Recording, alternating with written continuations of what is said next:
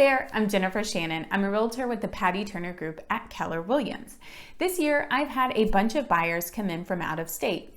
One question that gets asked all the time with these out of state buyers is, what is going on with your property taxes in Texas? So Texas is one of 7 states without an income tax, a state income tax. Alaska, Florida, Nevada, South Dakota, Washington, and Wyoming are the others. So while that's great for your paycheck, our state and local governments have to get money some way to operate. So they make up for the lack of a state income tax in the form of property taxes. So we're up there with New Hampshire as far as our high property tax rates. These taxes go to pay for things like schools, roads, police and fire departments, emergency response services, libraries, parks, and all the other services provided by the local government. So this is good news because the sky is not falling in Texas. Our property values are still on the affordable side of the spectrum compared to the rest of the United States. So when we look at this affordability distribution score, the least affordable state is, no surprise, California at a score of 0.5. Iowa and Indiana tie for the most affordable at 1.17. Texas, well, we're at 0.82. We're pretty close to the average for the US, which is 0.85. As far as our cost of living, we're below the national average. We rank number 19 as the state with the lowest cost of living, and we're 4.9% below the national average. So if we're going to be below average on something, I'm fine with it being on this data point. So back to these property taxes. First question, how are they determined? It's actually the local government that set the property tax rates. This means there can be a big change on your taxes between cities, counties, and taxing districts. Let's say you live in a brand new neighborhood on one side of town while your friend lives in an older neighbor on the other side of town. You will likely have 2 completely different tax bills.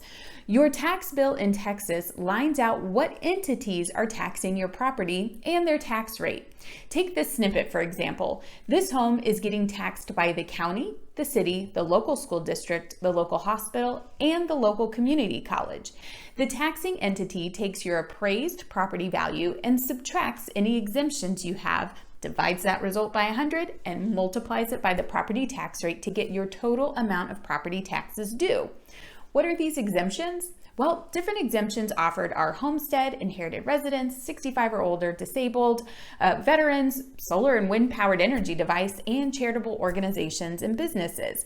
The most common one we have in Texas is the homestead exemption. To qualify, all you have to do is have an ownership interest in the property, use the property as your principal residence, and have occupied the home as of January 1 of that year. This exemption offers you a $25,000 reduction on your valuation for your school district taxes. Other taxing units may offer additional benefits with a homestead exemption, but those are on a case-by-case basis. The over 65 or disabled exemption gives you an additional $10,000 reduction on your assessed value for school district taxes. You can visit comptroller.texas.gov for more details on all available exemptions. Okay, so you have your taxing entities and your exemptions. So now it's starting to make a little sense, right? Well, hold on there. I'm going to throw a little wrench in the works. We also have additional land use development taxes. Wait, what? Yeah, so I'm going to get a little technical here. These are levies within defined geographic boundaries designed to raise capital so developers can finance the infrastructure needed to support new developments within those geographic boundaries. So basically, developers pass on the cost of creating new infrastructure for communities to the homeowners in the form of a land use development tax known as a MUD or a PID. A MUD is also known as a municipal utility district, while a PID is known as a public improvement district. Some of their differences are in the entity that establishes the district and the entity regulating the district. Per our property code, a seller must disclose if they're in one of these districts, so you won't come in unaware. So while no one really gets excited about paying taxes, when you look at the net difference between what you'd pay in an income tax in another state from what you'd pay in property taxes in Texas, a lot of people still come out ahead and save more money by moving to Texas.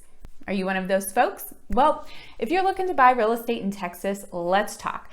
I specialize in the DFW Metroplex real estate market, but have a database of great realtors all over the state, so you don't have to go into this blind. So just contact me to get started on buying a home in Texas. You can call or text at 214-803-4444 or email me at jshannon@kw.com. Thanks again. Have a good day. Bye now.